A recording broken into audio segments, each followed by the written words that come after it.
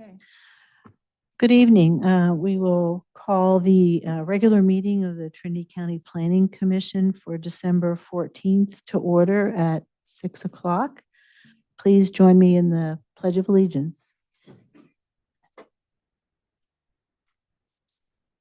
Pledge allegiance to the flag of the United States of America and to the republic for which it stands, one nation, under God, indivisible, with liberty and justice for all.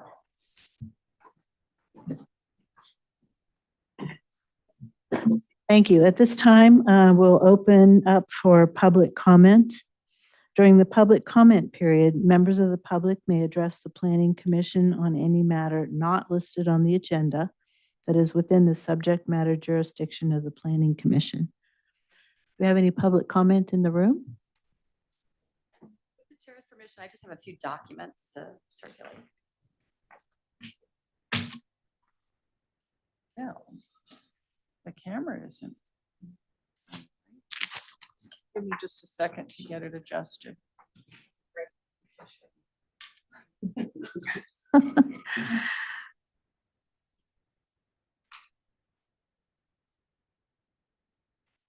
There you are, Chris. Here we go. We found you. It is live. All right. Okay. Should I wait until that or? I'll wait till the. Go ahead. Okay. My name is Chris Williams. Today I'm representing the board of the Trinity Players, a nonprofit organization that oversees the Trinity Alps Performing Arts Center in Weaverville. My purpose today is to make you aware of a situation that threatens not only our building's well-being, but a situation that corrodes the moral fibers of our county's governance. First, I'm here to ask the Planning Commission to recommend that Trinity County take full responsibility for a county drainage swale that drains hydrologically connected county-owned parcels that were subdivided due to Highway 299. Per letter from Director Presley, the county's drainage area is the responsibility of TAPIC. However, we're not in agreement as the drainage only exists to serve the county's parcels, not TAPIC's needs. Additionally, we request that Trinity County takes responsibility for its lack of oversight for a director's use permit issued in 2016 to Mr. Bill Sharp, owner of Sharp Electric, the Performing Arts Center upstream neighbor. The DUP was issued to assist in making improvements to an accessory building on Sharp Electric's premises. I've passed out a few documents, a letter from the planning department stating that Mr. Sharp violated the terms of his DUP, imagery of the stream and culvert locations, and imagery showing an approximate timeline of a stream that was graded over and redirected, and photos of TAPIC's flooding. At the time that the DUP was issued, the Water Creek bed next to Sharp Electric was carried underground by a large Caltrans culvert that drained into the West Weaver Basin, the wetland area in the industrial park. Somewhere between 2020 and 2022, Mr. Sharp graded over the stream and redirected its drainage to two smaller culverts that come out at the sides of the TAPIC property. These actions contributed to substantial flooding of our building, massive sediment discharge, not to mention that the yet to be determined adverse consequences to the inside of our building, fish and wildlife resources, and the threat to the health of Highway 299. Mr. Sharp did not apply to any local or state permits, such as the general construction permit or a lake and stream alteration agreement from CDFW. No hydraulic study was conducted, so no determination of volumes, facility capacities, and potential downstream impacts were analyzed, nor did he make any amendments to his DUP issued by the county. If this happened, we wondered what other unpermitted projects have occurred. Mr. Sharp has abused his power as a planning commissioner and has broken our trust in his ability to make sound decisions when it comes to our community's land management. We ask that he is held accountable for his actions and that the commission also considers the ethical implications of his actions. This affects the integrity of the Planning Commission as a whole. The extent of the violations and environmental impacts are still under investigation by the State Water Resources Control Board and CDFW. Additionally, we seek the county's assistance in the implementation of any protection needs, storm protection needs, until Mr. Sharp shows full compliance with local and state laws. We also request that a strict timeline is included in Mr. Sharp's remediation plans. Thank you and happy holidays. Thank you.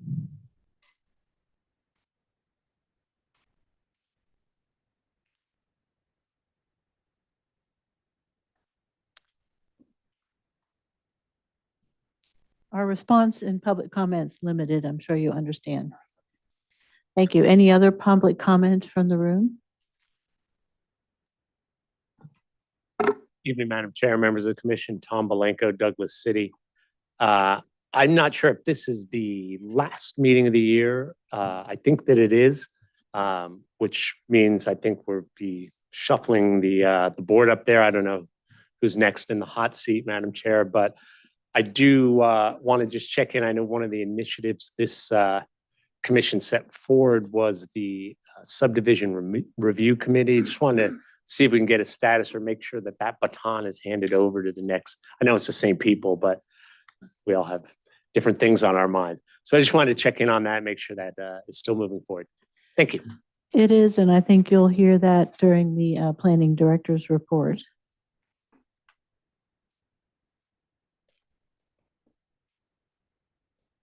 Any other public comment in the room?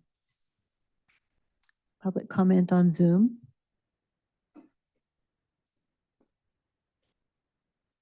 Not seeing any raised hands. Check here. No. Okay, no further public comment on Zoom. We will close public comment and move on to the regular calendar. So item 1, minutes, to approve the minutes of the November 9th, 2023 and November 16th, 2023 meetings. I would like to take those up separately. So the minutes of the November 9th meeting. Do I have a motion? I'll motion. Have a motion by Commissioner Sharp for approval. Do we have a second? I'll second. Second by Commissioner Ellis. All those in favor, please say aye or yeah, aye. Any opposed? No. Minutes for November 9th are approved. The minutes for November 16th, 2023. Do I have a motion? A motion by Commissioner Heaton, a second by I'll second. Commissioner Sharp. I do have some discussion for those minutes. This was a special meeting on the stacking ordinance. And I'm a little concerned because there was no recording of that meeting. And under item 1, it says by motion made and second Fall Sharp and approved by roll call vote 4-1. The Planning Commission moves to adopt zoning text amendment, amend Trinity County Code Section 17.43, paragraph DEV-2304. I'm a little concerned that that doesn't really capture what our motion was, because it doesn't clarify that we amended the recommendation that was in the staff report to add the language about the cap being 530 licenses. So if someone reads the original agenda and the staff report and then the minutes, they don't get the level of detail that was in what the Planning Commission motion entailed. Okay, I can ask the recording secretary of that night to rewrite these, and if you want to motion as recommended to include, or we can bring them back at our next meeting for you to vote on. So I would like to make a subsequent motion that we bring these back at the next meeting and better reflect the actual motion that was made at that meeting. Do I have a second for that? I'll second that. Any further discussion? My apologies. I should have asked for public comment on that. Do we have any public comments on the motion to bring these back with more detail? Any public comment in the room, on Zoom? Okay. So all those in favor of bringing these November 16th special meeting minutes back with further clarification, please say aye. Aye. Any opposed? No. Motion carries. Thank you. Thank you.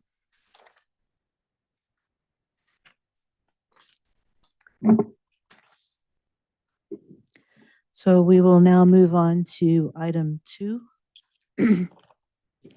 Initial commercial cannabis variance request, CCV-2023-07.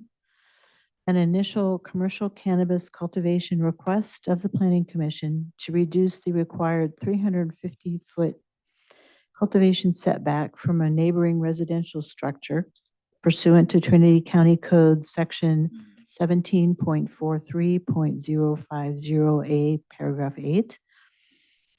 The project site is located at 211 Old Poker Bar Road, Douglas City, California, 96024, APN 025-140-004-000.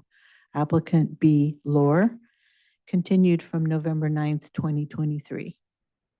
Staff? Good evening, Chair, Commissioners, Drew Plavani, Cannabis Division Director. Thank you for the introduction to the item, Chair. I guess I'm just going to run through a brief, additional description, and then if you have any technical or clarifying questions, I will do my best to answer them. I did not prepare this staff report. We do have Ida Tavakoli, one of our environmental compliance specialists, on Zoom, if you do have specific questions about the environmental section of the staff report. Essentially, this is a commercial cannabis cultivation variance request. And I think, as you stated, Chair, that it's requesting a variance from the 350-foot setback requirement. On October 18th, staff went to the site in preparation for this Planning Commission item, and with a rangefinder, the structure in question was measured approximately 83 feet from the residence on APN 025-140-033. And, I haven't presented one of these CCVs before, so I'm not sure if you'd like me to go through additional details from this staff report, or if you have, I guess I should also mention that in front of you related to this item, there should be a memo dated today, December 14th, for comments received via email, and I believe also in-person communication at the office related to questions or concerns about this project. Do we have the applicant or their representative available, or do they want to make any comments?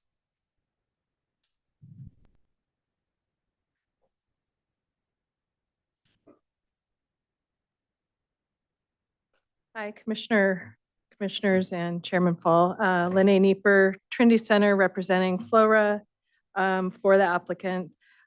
We are in agreement with the staff report, and the applicant has done what's been needed for the approval of the CEQA document, and we suggest or would approve if the commission sends us through. So any other questions, I'll try to answer. I'm not on the environmental team. I can try to answer my best. I'm filling in for Lisa tonight, so I'll see what I can do, and see if there's any other questions I can answer. Okay, thank you. We might have some. Okay, so we will move on to technical or clarifying questions. Do the commissioners have questions for staff or the applicant's representative?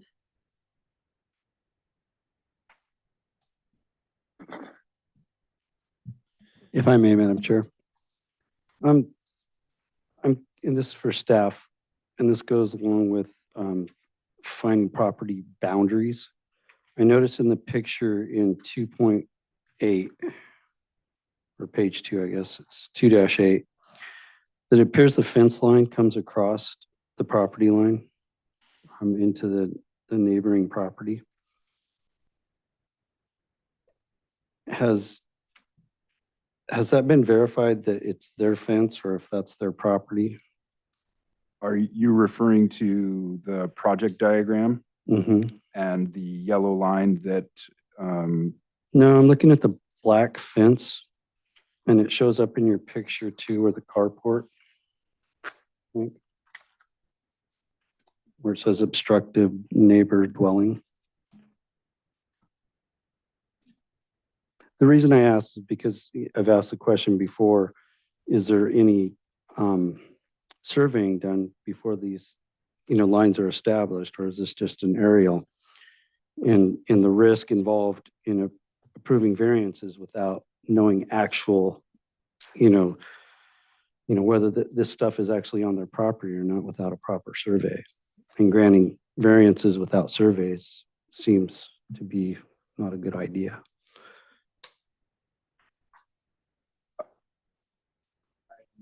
not entirely sure that I follow what your primary question is. So there's a black fence on page 2. You're referring to the project diagram? Yes, Okay, figure 4, project diagram. yep. So it shows the fence coming into the neighboring property. I'm assuming, and again, I don't know this, but I'm assuming because it comes into their property as well. Is that fence belong to the applicant, and does that fence cross into the neighboring property and is on their property, or has that been verified? What are you seeing that indicates a fence line on that imagery? I apologize. There's a black line that follows the road. It looks like it crosses the road and then comes, I guess it would be to the southwest. Are you talking about this black line here Yes. and then comes across to the south? That is the southerly direction, yeah. I don't have a good answer for you. I've not been to the site personally and was not a part of the variance confirmation site inspection. But I would assume that if the adjacent residents or resident had concerns about, elements from the neighboring parcel encroaching on their parcel, that they likely would have provided comment to that effect if it was a concern of theirs. And I totally understand that. My concern is that we're authorizing variances that may or may not be factual as far as how we determine the footages if there's no survey done.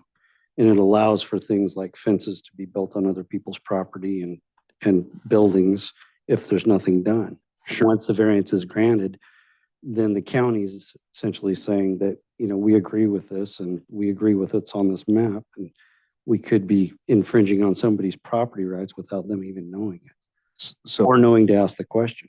yeah, so as I understand it, a fence line is not an object that requires a variance per se. And so again, in terms of, were the property line boundaries surveyed for the purpose of the CCV, that is not a requirement currently in code. So I would suggest that, if that's a recommendation commissioners wish to make, I can certainly take note of that as it relates to ordinance updates, but specific to the variance request and this item before you, that measurement from what I believe is item or, number 6, which I think says a 16 by or 6 by 20 carport for processing. That is the element that was measured via rangefinder, and I believe that there was a clear line of sight. And so the property boundary itself, distinct from a medium cultivation variance, which is a variance from the property line setback, this is actually a variance request between elements, which is one of the reasons why I think we will be moving away from referring to these as variances going forward, but this is from an element on the cultivation site to the adjacent residence, and that was measured from that element to the residence using a rangefinder and determined to be 83 feet based on the measurements taken with that digital rangefinder.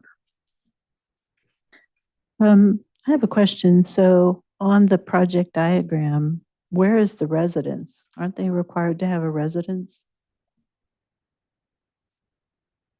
I mean, items 1 through 7, there's, metal container, outdoor cultivation area, cannabis waste area. There's a building that has processing, cloning, storage, administration, and processing area. So that's not a residence. There's a, I agree. no, that, No. so is it unlabeled, the residence? I honestly don't know. But as far as codes, the requirements of code, the requirement is that there be an active building permit for a residence. And so, yes, I would expect to see the location of that proposed dwelling plotted on the project diagram. However, I agree that I do not see one on this project diagram. Would maybe the consultant know where the residence is? Or, I mean, I see the carport is the accessory building that is the closest to the residence on the adjacent property. That's item number 6. And that one, they are in the process of obtaining a building permit. But I'm just trying to figure out where the residence is.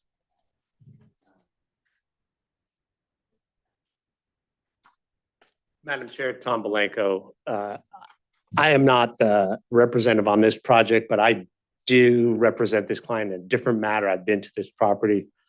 I believe the residence is circled in white on this diagram. It just doesn't have a number assigned to it. There's a, used to be the director's permit RV in front of it, but now there's a small building there. Okay, so it's that rectangular kind of in the southwest corner, the rectangle. Yes, and it's got a white rectangle, but there's no number associated. And indulging the commission while I'm here, I think the black line is not in fact a fence, but is like a stray pen mark or something, because it would be fencing Old Poker Bar Road, which it doesn't. I see a similar looking black line on the neighboring parcel there where there's another garden. I think those are pen marks. There's no fence across the road there. Okay. Thank you. Sometimes I can speak to that, but sometimes the dwelling, if it's not part of the premises, is put on our other map. Sometimes it's just omitted. We always try to get it on, but it might also be on the property map, which has water tank. Okay. Well, yeah, the premises map doesn't show what that is. So I'm just trying to make sure that we're meeting the criteria that there be a residence somewhere. I agree with Tom that that's the area I was going. Okay. For those of you who are listening on Zoom, the the applicant's representative is confirming that the white rectangle in the southwest corner, the conclusion is that that is the residence and that meets the criteria. Okay. So another question is, this is an initial variance request, but it looks like there, from the photographs and the aerials, that there was a previous cannabis cultivation here. Did they have a license in the past, or were they in compliance with the previous cultivation? I do not, based on the CCL number, I would assume that they have not been previously licensed. At least this applicant hasn't been licensed at the site. It is possible that the site was historically licensed and a transfer occurred at some point. And I could do my best to pull up that information from SmartGov if that's helpful, but I do not know off Well, my head. yeah, I'm trying to figure out, why it's an initial variance request. Yeah, Madam Chair, that is the matter. I do represent this client. I was a transfer. So she is new to this site. I don't know the entire history of this location, but I do know it was a transfer that was initiated during the pandemic and only recently completed. okay. And I could also just comment to the effect that based on the element which is in question, number 6, which is the processing building, I would assume that if this site had been previously active in the program, given the change of interpretation that occurred, from cultivation versus canopy, that previously this site would not have been identified as needing a CCV because you can see the cultivation area or the canopy area, if, as that was previously what was utilized to determine whether or not a CCV was required, is on the far other side of the parcel and likely did not, necessitate a variance request. Right, I agree. I mean, I'm not so concerned that the carport with the processing is within 80 some feet of the house. I do look at the map and realize that the cultivation area is probably more than 350 feet away. So that was okay. And Mr. Blanco, so the person that you're representing, are they the owner or the applicant? It's the applicant. The applicant who is the licensee, the person who's transferring the license in? That was, the license is Jumpstart Gardens LLC. So I do not recall the name of the transferor. The transferee, who's the applicant now, is Bella Moore. Okay, And Right. So yes, please. So I can just verify because of the, It is. sorry, because of the nature of this CCL number being on the upper definitely- end, this was one that the previous owner got stuck in, had started on back in 2020, and it was stuck. And she has since transferred it, and I believe the transfer paperwork for Bella has already been turned in and is just waiting for this approval. Okay, all right, I'm just trying to figure out who is the applicant and the licensee and kind of why they would look like there was, a cannabis operation there before and what relationship that was to the current kind So of the current applicant. applicant, Bella Lore, she's already submitted all of her She's new. paperwork. Okay, okay, thank you. I have a question for Director Commissioner Heaton. Poloni. As of today, has there been no response from like the neighbor or any of the neighbors around saying yay or nay or any of that nature? So to my knowledge, one of the things that we included in this process as a result of the board authorizing the commercial cultivation variance resolution, streamlining of the CCVs, that resolution, we basically included for all these new initial CCVs, the neighbor consent opposition form. And so, yes, to my knowledge and to staff's knowledge, we did not receive any formal opposition response when the neighbor notices were sent out related to the CCV. And was a notification request sent to the Bureau of Land Management? Yes, all of the adjacent parcels within that 300 feet, whether publicly or privately owned, I believe do get a letter for the neighbor notification process. Okay. Thank you. So, to qualify for a variance, they have to have some unique topography, size of the parcel, shape of the parcel that qualifies them for the variance. Did they consider moving that one little tiny building? the carport for processing? So they wouldn't need a variance? I can't speak on behalf of the applicant as to whether they considered that or not. But referencing the staff report, the finding is that the property has topographic constraints, which would make it difficult for the applicant to develop outside of the required 350-foot residential setback. Primarily, the narrow shape of the parcel lends for limited space for the site to comply with the 350-foot residential setback. Well, I mean, they don't have a building permit right now, if you read the staff report for that carport. So they're going to have to, it says they've hired an engineer and all that kind of stuff. So I'm just wondering, wouldn't it be easier to just move a carport like over to the east side, maybe expand the premises? Why do they need to have the carport that close to their neighbor? It looks like, if you look at the parcel and the property to the right, I could be wrong, but it looks like that looks like a hillside to me right there. Yeah, the whole thing is a hillside. I mean, Correct. that's another issue, but I'm just wondering, what kind of mitigation or alternative measures they considered. So the only thing that I think I can really offer to that question is that, the use of the term carport, I think, came about because this was initially a carport prior to it being enclosed as essentially now a metal building.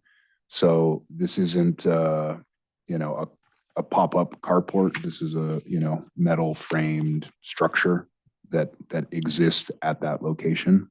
I haven't been to the site, so I can't speak to whether or not it has concrete footings or, whatever else, as far as building that structure included.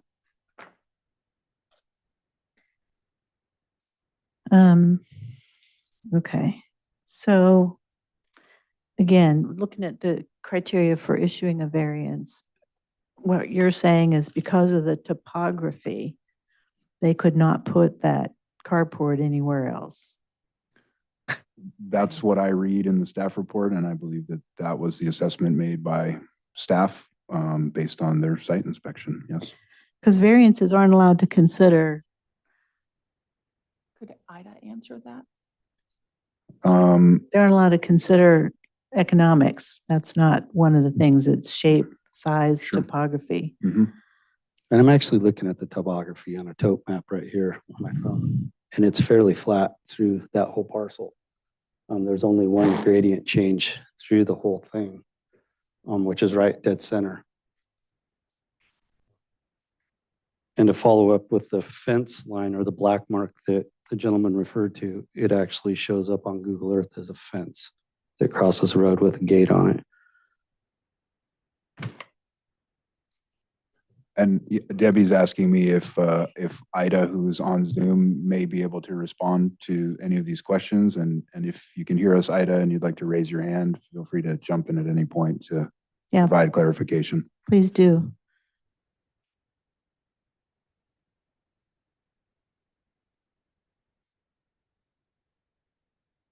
My recollection is that she did not attend the site inspections and that it was Bella who completed the site inspections. And Ida was primarily involved with the updates to the Appendix C document, including the attenuation plans and, the review of the CEQA component of this staff report specifically. So I guess my last question is the comment that we received is concerning the steep topography. And I agree, the variances that we issued on the other side of 299 up Vitsum Gulch, they don't drain directly into the Trinity River. But,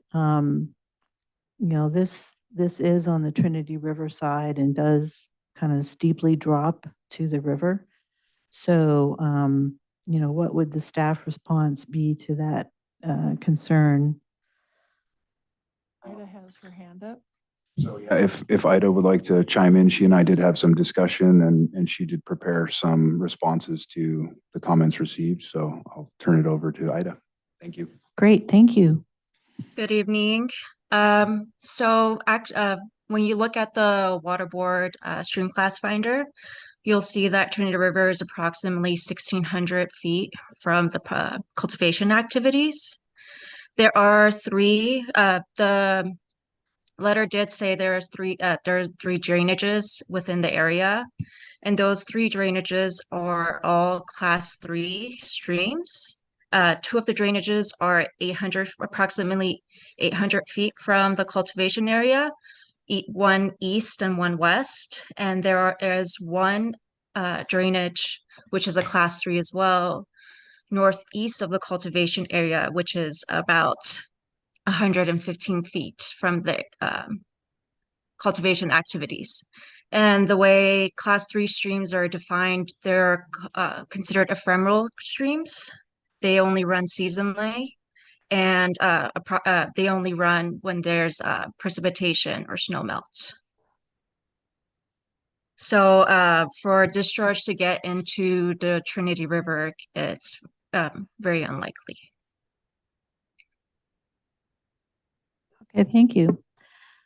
Do we have other technical or clarifying questions from the commissioners? Thank you. We will move on to public comment. Do you have any public comment in the room?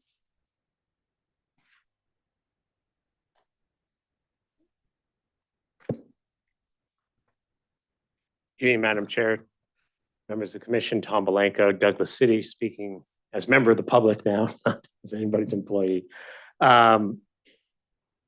I do, after Commissioner Sharp found that on Google Earth, I do see here right on the first page of the staff report, the proposed cultivation area and property is accessed from 299 by turning north onto Old Poker Bar Road and passing through a locked gate. My guess would be this is a private road. I didn't realize that. I haven't ever encountered it. Probably it was open. So I'm assuming neighbors have buy-in on that gate. They must all have a key. As far as I'll go from far out and get in. As far as access or of runoff or whatever from the property to the river, I think the distance is 10 times what the setback is required for a class 1. Even a class 1 is dramatic as a Trinity River, covered by state water board regulations. There are, as I see, no what Fish and Wildlife would consider features on this property. I think this was a no agreement property. So there's not culverts on this property. That doesn't mean it doesn't shed water. I think every parcel in Trinity County does somewhere or another. But it's not the water from this parcel, were it going somewhere, is going over other ground. It's not going right into a drainage into another tributary right into the river. I think the parcels that adjoin the river, both, you can see those on some of the other maps here. I guess new Poker Bar Road or regular Poker Bar Road or Steel Bridge, we've got a lot of residential parcels much closer to the river doing residential things, which unfortunately can include a lot of things that cannabis can't. Roundup, oil changes, whatever happens in the driveway of a residence is a lot closer to the river than what's going on here.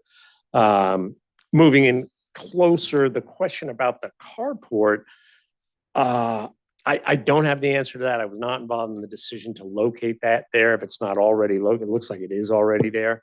I do see that we would probably be back here on some of the other features unless and until we change that elements definition and make it cultivation. That item mark number 4 and mark number 5, I think would still be within that setback range. So I know there's an issue with the conversion that would be required were they to move into that forested area. So I do think there are spatial concerns. I don't know what's on the other side of Poker Bar Thank you, Road. But Tom. anyway, thank you. Great, thank you. Any other public comments? Chris Williams, Weaverville. So I just wanted to remind everyone that this isn't about CEQA. CEQA has already been approved for this project. This is about a variance from an enclosed building for processing. And just to kind of touch on the carport idea, I know that carports must meet the building department's requirements. So my guess is that's either being back permitted or it's, being permitted in such a way that it would meet the criteria of our building department code. But I just wanted us to keep focused that CEQA's already been approved. And so all of these mitigations and things and concerns about waterways, et cetera, have already been addressed in this project's CEQA document. Thanks. Any other public comment in the room?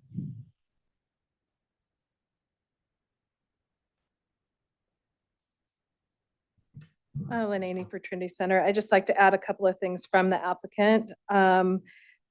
Addressing Commissioner Sharp's concern about surveying. She did have the property surveyed by Hunt Surveying earlier this year, the property line. So that has been done. And also she wanted to convey that. And she, as far as the carport goes, she is working with Trinity Valley Consultant Engineers on getting that permitted. As recently as today, we received a letter from them that they were working on the project and they were forwarding that to the building department. So, and it's a back permitting situation, as Director Pabani said. It's a building that was there that has now been enclosed. So she is currently working on that to remedy that situation. So Thank you. Do we have any other public comment in the room? Public comment on Zoom?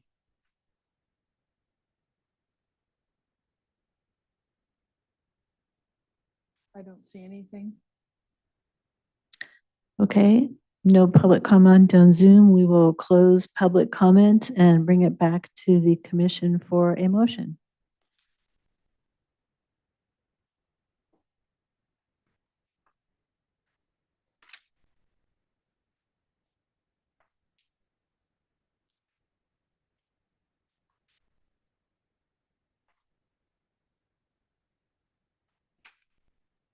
Commissioners? I'll make a motion to deny the variance, mostly based on the fact that it's for a building that's not permitted, that quite probably could be moved somewhere else on the property. Do we have a motion by Commissioner Sharp? Do we have a second? I'm going to second for discussion. So opening discussion, Commissioner Sharp, would you? Sure. This does feel like a special privilege. A variance can be granted based on cost. And there seems to be plenty of room on all sorts of areas on this property to put a pretty small building. And again, it's not permitted, so why not just pull it down, build a permitted building out of the variance, and then you wouldn't need one. It does definitely look like special privilege. Yeah, I agree. I understand. So Chris is correct. SEEK was approved and it's addressed. I do believe the concerns of the neighbors, the water going through the BLM property. But what we're dealing with is there is a state definition for what qualifies for a variance, and that is incorporated into Trinity County Code. And it basically does say that you as it says in the staff report, that this particular parcel is different from others to which the regulation applies due to size, shape, or topography. And I think there is a special privilege because you are saying up until a certain point, the cultivation area that it consists of, the growing area, was 350 feet away, and that was okay. With the change in how the county staff, which is based on, how the ordinance was originally written, that defines cultivation area to include these accessory buildings. With that change, now we're looking at the correct way, that the accessory buildings can't be within the 350 feet of an adjacent residential structure. So all they really, in my mind, there's nothing that would preclude them, because we can't consider cost when issuing a variance, that would preclude them from going ahead and moving the accessory structure so that it's more than 350 feet away. I see the other small things that also might be within the 350 feet. There's one 5 by 26 canopy area. Again, it can move. I just don't feel that this truly qualifies for a variance. So that would be my reason for seconding that motion. So other discussion. One of the thoughts that I have in, in regards to, excuse me, that I had, that I think along this lines, it was like granted that the carport has been, say, out of compliance, but if they're already working on getting it becoming in compliance, and everything else of dealing with the county and stuff of that nature, is like, I don't know. It's like the 83 feet, I think, is pretty close, but I'll tell you something, but it's also, we're dealing with, it was like, the neighbor doesn't have a problem with this situation.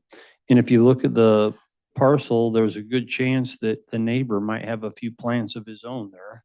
If you look in, just to the left of the house that we're dealing with, there's like this circle area that could easily, just looking at it, could easily be interpreted, or maybe I'm wrong in that. And if I am, I'm sorry. I'm not trying to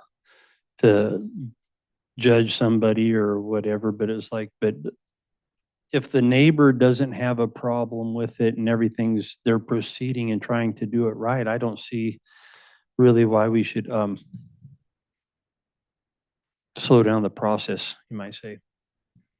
Well, one thing that just, so a null hypothesis, right? You're saying I didn't hear from the neighbor, so I'm going to assume that they don't object. Maybe they're on vacation, you get 10 days to comment. So I'm just like, I don't know that that's really a good logical assumption. I mean, unlike in the next applicant where the neighbor has affirmatively Correct. said, I don't object. I agree. In this case, you just didn't hear from the neighbor. So who knows? That could be a vegetable garden.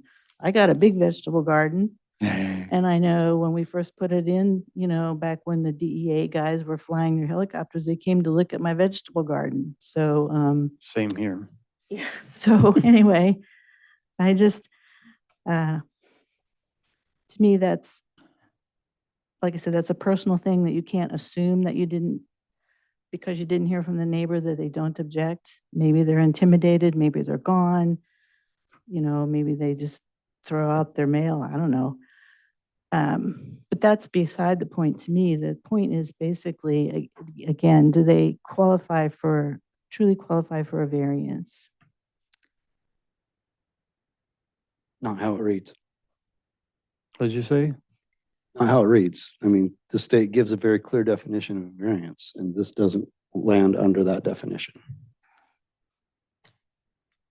Until we change the ordinance that, again, we take out those accessory structures from the definition of cultivation.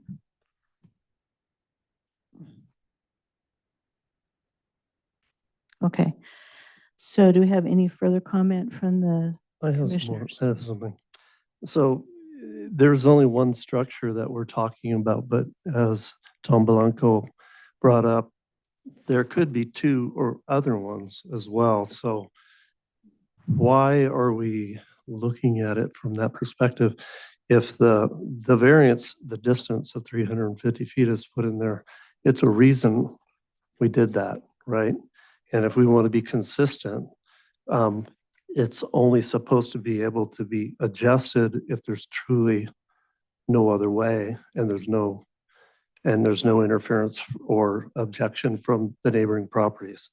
But at this point in the game, when I look at it, I don't see it that way. I don't see it being something that's maybe not showing favoritism. There is lots of space on that property that could be used or utilized in a different way. I also understand wanting to use a structure that was already existing and not having to spend the money to build another structure. But if those other items fall within that 350 feet, we're kind of hiding behind this one building right now. And we are saying, well, maybe we can adjust things if it feels right, as opposed to it being absolutely necessary for that business to accomplish what it wants to do. I don't like the idea of building extra buildings myself. I don't want to do that for me. And if I don't have to, I want to use what I have. But if it sets a precedence for everyone else to have the same argument, then this becomes the standard fare and reasonable and not favoritism. And that's my concern. It's not the concern of their use, it's the concern of the distance.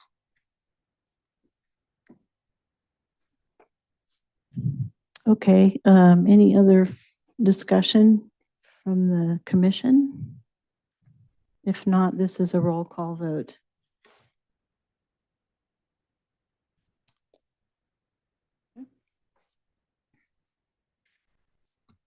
And this is a motion to deny the application for I have the, a motion to deny the applicant's request for a CCV with the findings stated by the planning commission, which was due to the building is unpermitted and is requesting special privilege? Is that It- the way I it would doesn't- understand it? No, we do have to provide reasons sure, for. sure. The variant, so my motion is the variance is denied based on the application does not meet the standard of a variance.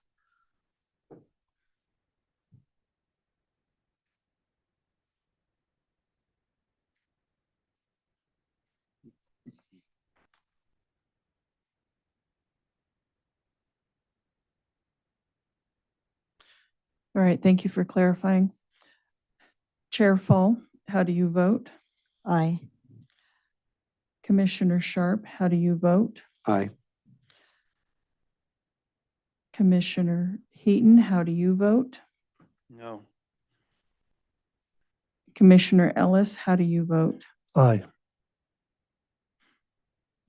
Yeah, I have 3-1 in favor of the denial of the applicant's request for a CCV. And I might add, I mean, maybe the applicant would consider coming back with a proposal not to use that particular building. And then they wouldn't potentially need the variance request.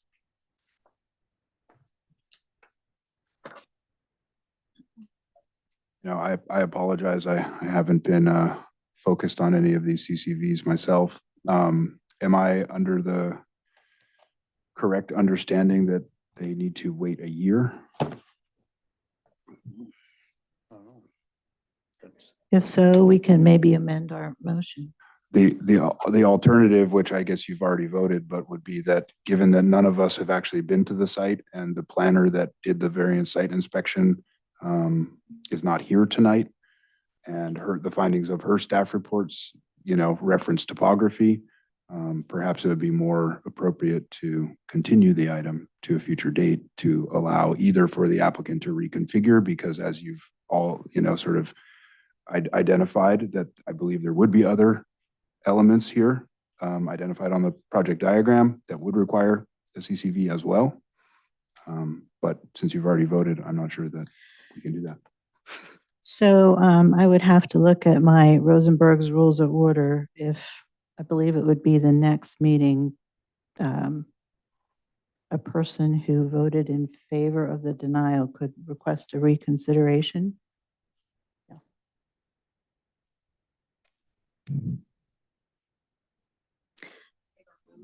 Building for our ordinance, then there's no reason for a variance, and so it wouldn't have to come back before the.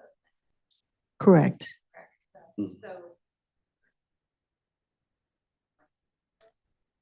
So this is just a variance request, right? The application is being denied based on the variance. If they adjust the variance so it goes away, then it's no longer required. So why would that affect the license? We wouldn't. If the rest of it's changed, so that variance is no longer part of it. It wouldn't be here if it wasn't for this, correct? Well, I guess that's what I'm pointing out, that I would also assume that element number 5 is within 350. So although the staff report doesn't clearly identify the measurements, that, it does look to me that there are other elements that would require a CCV that are on site. If you're saying that you don't believe that there are topographic restraints, then I would assume that your findings would be the same regardless. Well, there's a difference between a carport and that. And a hoop house, Well, item 5 is, a hoop house. no, I think, is it, 5 is a hoop house. Yep. 4 would also be within the 350 feet, and 4 is a building. I mean, it's a big building. It's got processing and all that kind of stuff. And okay, so we have 2 options. One is for them to reconsider the layout. The other would be for one of the commissioners who voted in favor of the denial to move to reconsider and postpone or continue. I think that's. Question, if it's continued, what's the continuation going to be based on? Are we going to hear the same thing, or are we suggesting issues be adjusted? The staff report, presents that as an alternative, and what's stated is, in the event that more information or time is required prior to the planning commission making a final decision, the planning commission could move to continue to a future certain meeting date. Well, I don't think we are requesting that. I think that would be more of the applicant's side. I mean, we have the information we need in front of us. It's the applicant that would need to make some adjustments and come back. So it wouldn't be because we need more information.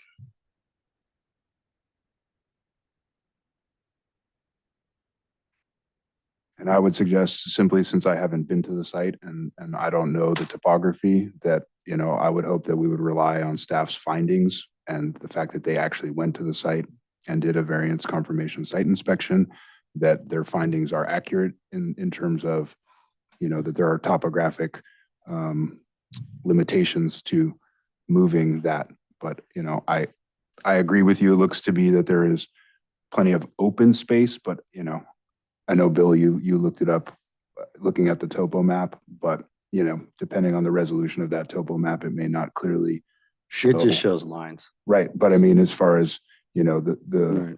what topo map you're looking at, you might not actually be able to see that there's, a steep section that's buffered by less steep sections that then make it look, though the topo lines are further apart than they might actually be in reality in some of these cleared areas.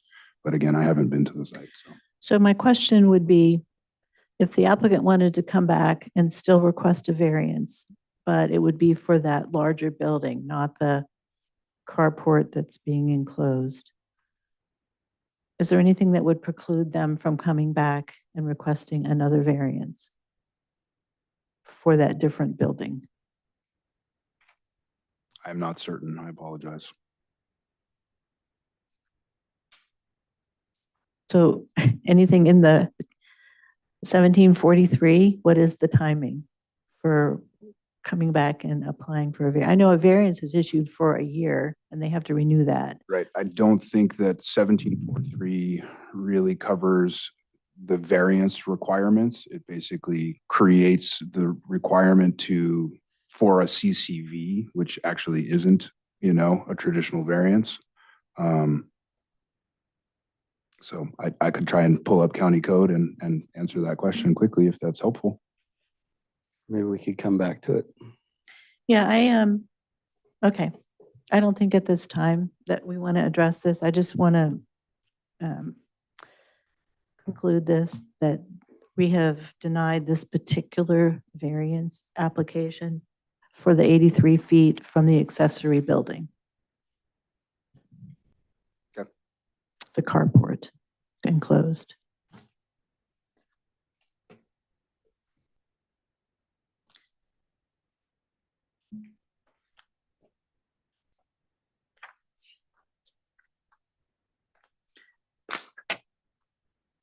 Oops. Okay, so we are going to move on to agenda item 3.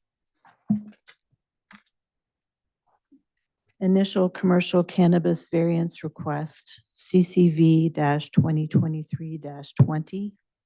An initial commercial cannabis cultivation request of the Planning Commission to reduce the required 350-foot cultivation setback from neighboring residential structures pursuant to Trinity County Code 1743.050A, paragraph 8. The project site is located at 3191 State Highway 3, Hayfork, California 96041, APN 016-200-035-000, applicant A. Romanova. Staff? Good evening again, Chair, Commissioners, Drew Plavani, Cannabis Division Director. So item number 3, CCV 2023-20. This project is located off of Highway 3 in Hayfork along the edge of Salt Creek. This is an area with a high number of cultivation licenses and very small parcels. And so if you look at, I guess it's titled the residential setback map, you will see that this variance request is specific to the setback requirements from 2 adjacent residences on the parcels that one adjoins the cultivation site to the south, and then the other parcel is the next parcel below that to the south. And so from the closest neighboring residence, the handheld rangefinder measurement that was taken identifies it as 160 feet from the proposed cultivation site elements. And there was a letter of support received from that property owner. And then the further south parcel, which is APN 016-200-042, based, I would assume, on the fact that there are quite a number of structures on 016-200-041 and perhaps some vegetation. There was a line of sight obstruction that made a rangefinder measurement not possible to take from those proposed cultivation elements. And so the measurement is based on ArcGIS data and measurements taken from ArcGIS and aerial imagery. There's also an additional parcel to the north that the project proponent or applicant also owns. And so that is why you don't see a variance from that parcel to the north, because that is their residence. I don't know if there are any specific technical or clarifying questions, but I'm here to answer them to the best of my ability. So they are not proposing to develop anything on that parcel APN 016-234? So My understanding is that it has been approved for a license, but the license has not yet been issued. Because on the maps, it looks like that is closer than 350 feet to that house that is just to the northeast of them. Again, I don't think that data or any information related to the other project site and the approval of that project is not included in this staff report or in any of the information presented because it is not the parcel in question that is requesting a CCV. But are you positive that they have a license for that .016,234? Based on the notes that I took from earlier today and after discussion with staff, my understanding is that the license was approved but not yet issued. If this was a historical cultivation site, then it is possible that the CCV resolution applied. And so they were not required to come for an initial variance, but I do not know off the top of my head what the CCL number is or any other details related to that because based on my understanding, that was not a part of the variance request before you this evening.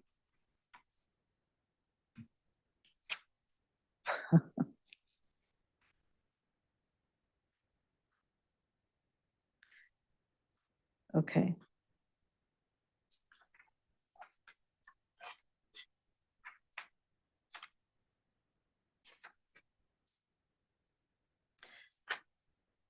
Commissioners, do you have any other technical or clarifying questions? I'm curious again why staff wouldn't suggest to them that they simply move those greenhouses to the north a little bit and well, I guess, sorry. They're going to be 160 feet away from the nearest neighbor and 315 feet away from the furthest neighbor. Is that correct? Yes, that is my understanding. Okay. And the 160-foot neighbor has submitted the letter of support. Correct. I mean, just based on, the maps that are in front of you, I'm looking specifically at the residential setback map that includes that, 350-foot buffer green circle.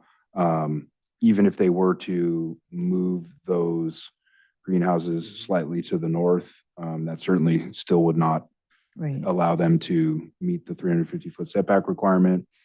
And I'm assuming that, the proximity to Salt Creek also, would present a problem in terms of significant reconfiguration as they're required to meet the watercourse setback requirements.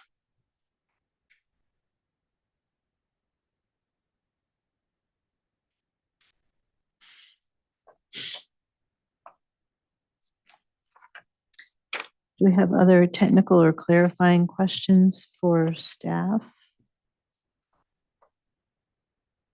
Do we have any statement or input from the applicant or their representative?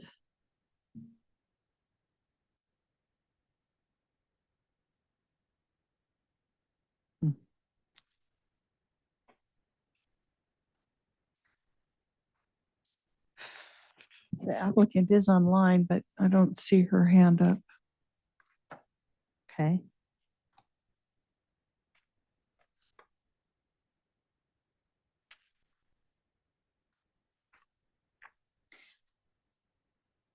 Okay, so we will open it up for public comment. Do we have any public comment in the room?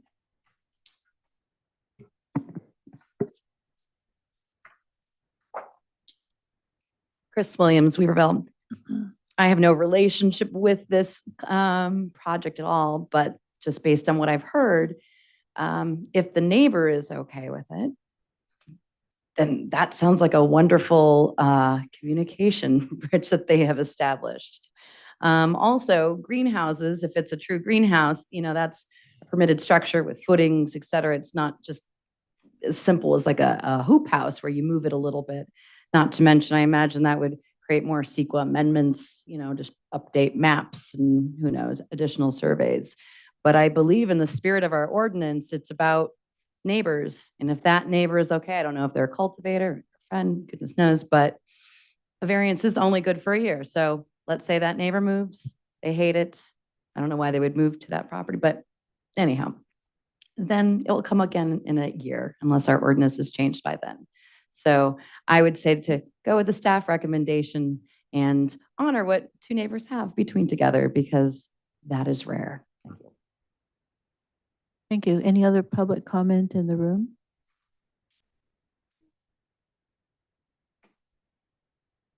Good evening, Madam Chair, members of the commission, Tom Belenko, Douglas City. It's almost like a glimpse of Christmas past where the commission is engaged in variances all the time. I think maybe that's a comment on us finally moving through licensing. So we're not out of, but beyond the appeals and now into the variances. I believe there is a better way. This is not the time to maybe get into that. There is a better and more efficient use of everybody's time. Maybe a proactive veto rather than a variance. If a neighbor within 350 feet says, I don't want it, then you don't get it. I don't know, but I do think in this case, it's a pretty straightforward answer. Grant this one. Some neighborhoods really seem to be not having a problem with this, others not so much, but this one is one of those ones that doesn't. So I think we should grant this variance. Thank you. Thank you. Any other public comment in the room? Public comment, please. Michael Puffer, Weaverville.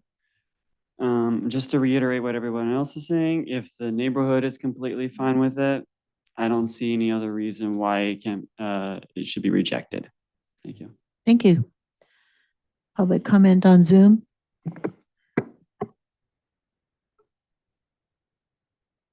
Catherine Sitman. Catherine Sidman, Lewiston. I think that if the neighbor is writing a letter in support, we should listen to that. And I think it's important that even though I'm saying something redundant and I won't belabor the point, it's important that you hear that we represent a lot of people who feel this way. If the neighborhood is okay with it, let's go ahead and listen to the staff recommendation. Thank you. Thank you. Other public comment on Zoom.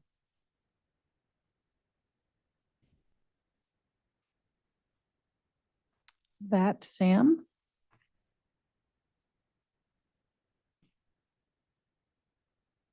Sam, do you have public comment? Can you hear me now? Yes. Okay. I mean, it only makes sense.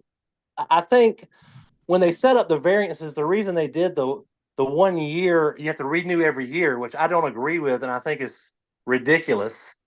But that was the method of addressing if someone has a problem with it. If you have two neighbors, obviously, that are good neighbors to each other, and one livelihood happens to depend on getting this variance, why would you stop it? That's my comment. Thank you. Any other public comment on Zoom?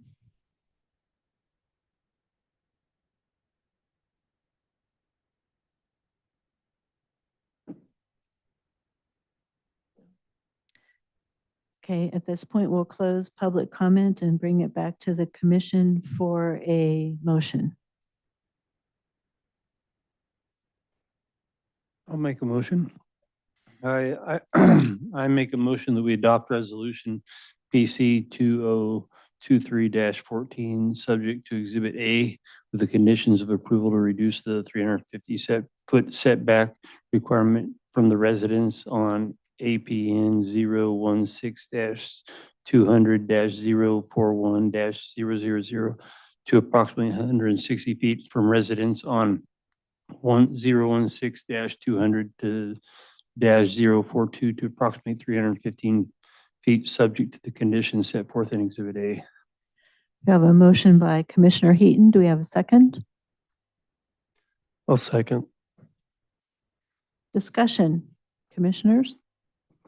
Well, like this, on my opinion on this is just like everybody else has said, it's like we have a situation where the neighbors are in favor, they have a good relationship with each other, they're in favor of it. And honestly, it's like, you know what? When you got somebody who loves their neighbor and is in favor of it and is like they don't care, it's like, you know what? Bless them. Okay, commissioners? I'll say, I mean, I do think it's great. This is on agriculturally zoned land. The neighbors support it. To me, the bottom line is always, does it actually qualify for a variance? That's the legal test. And in this case, I do think it does. If you look at the size and shape of the parcel, they can't go anywhere else. They can't go closer to Salt Creek. They can't put it on top of their house. So to me, it really does meet the definition of what the size, shape, and topography of the parcel limits kind of what they are proposing to do. And so I think it qualifies for a variance. Commissioners? And it's flat? No, I would agree. The taupe is a lot higher on this one as I'm looking at it on my taupe map. There is nowhere else on the property to go. It's a very small piece. This does seem like it would meet those requirements. Any other discussion? Okay, well then roll call vote, please. Commissioner Ellis, how do you vote? Yes. Commissioner Heaton, how do you vote? Aye. Sharp, how do you vote? Aye. And Chair Fall, how do you vote? Aye. Thank you. 4-0 to adopt the resolution PC 2023-14.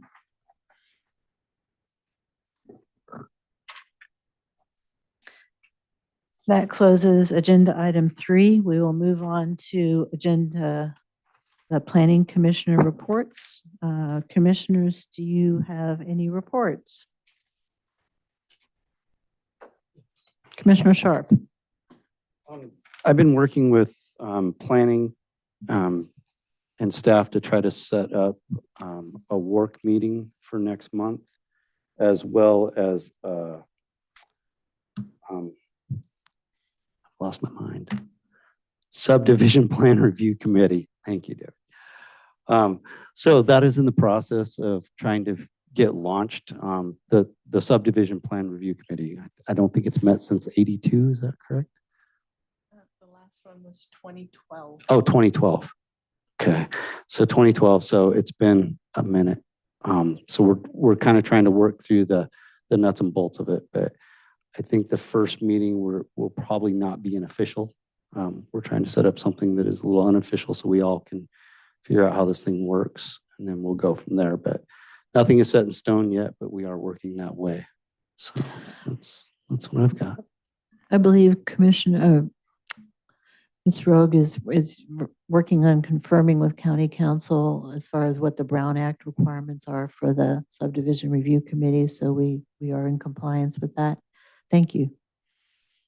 And also at the Fire Chiefs Association meeting, they did clarify that the representative from CAL FIRE is their primary representative, and the County Fire Marshal, Chief Corbett, is the alternate. And I believe that goes to the Board of Supervisors to approve next week, this week. This week. Yes, it will be on the agenda for Tuesday. So we will have the full members of the committee and we can proceed. Excellent. Sounds good. Thank you. I'm excited. Other commissioner reports? Okay. Director's report. Did we just steal your thunder with the Subdivision Review Committee?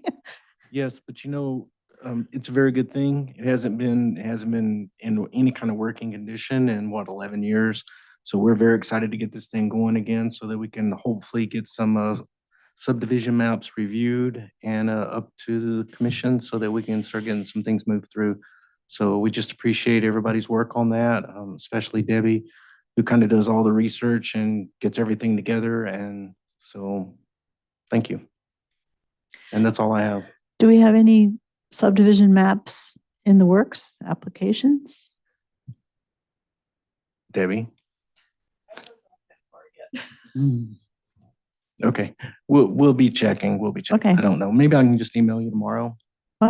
I would love to see some. I mean, For sure. yeah, and anything we can do to expedite that. Right.